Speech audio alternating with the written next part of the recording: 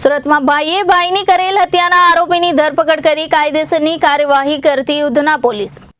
ફરિયાદીનો પુત્ર રવિ ગોપાલ પાત્રા કામ ઉપરથી 7:45 વાગે ઘરે આવી કપડાં બદલી ગલીના નાકા તરફ બેસવા ગયો હતો ત્યારે રાત્રિના 8:15 વાગ્યાના અરસામાં ફરિયાદી શ્રીના મોટા પુત્ર રઘુનાથ ગોપાલ પાત્રાએ તેના નાના ભાઈ રવિ પાત્રાની સગાઈ થયેલ હોય જે પસંદ ના હોય જે બાબતે તેની સાથે ઝઘડો કરી રઘુનાથે રવિ પાત્રાને તીક્ષ્ણ હથિયાર વડે ડાબી આંખના ઉપર, કપાળના ભાગે તેમજ માથાના અને જમણા કાનની ઉપર, માથાના ભાગે તથા પેટના ભાગે ગંભીર જીવલેણ ઈજાઓ પહોંચાડી મોત નિપજાવી નાસી ગયા હોય જે બાબતે ફરિયાદીએ ફરિયાદ લખાવતા ઉધના પોલીસ સ્ટેશનમાં ગુનો દાખલ થયો હતો જેથી ઉપરોક્ત થયેલ હત્યાના આરોપીના વિરોધમાં કાયદેસરની કાર્યવાહી કરવા સદર ગુનાની ગંભીરતાને ધ્યાને લઈ તાત્કાલિક ધોરણે પોલીસ માણસોની અલગ અલગ ટીમો બનાવી તેમજ ટેકનિકલ રીતે તથા હ્યુમન રિસોર્સિસના આધારે આરોપી નામે રઘુનાથ ગોપાલ પાત્રા ઉંમર વર્ષ 40ની ધરપકડ કરી કાયદેસરની કાર્યવાહી કરેલ છે।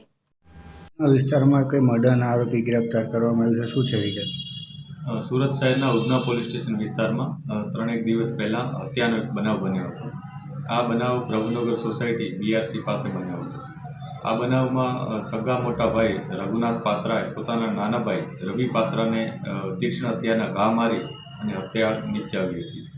આ બંને ભાઈઓ વચ્ચે કેટલીક બાબતોએ ડિસ્પ્યુટ ચાલતો હતો, જેમાં જે મોટો ભાઈ છે, જે આરોપી છે રઘુનાથ પાત્રા, એણે અગાઉ 2015માં પોતાને પત્નીનું ખૂન કરી નાખ્યું હતું અને જે બાબતે જેલવાસ પણ ભોગવી આવ્યો છે।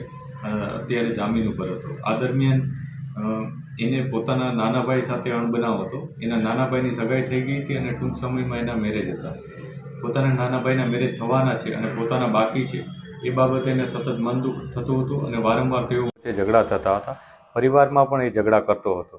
આ બાબતને લઈને અને 3 દિવસ પહેલાં બંને વચ્ચે ઝઘડો થયો અને આવેશમાં આવી અને ગુસ્સામાં આવી અને એણે પોતાના નાના ભાઈની હત્યા કરી નાખી હતી।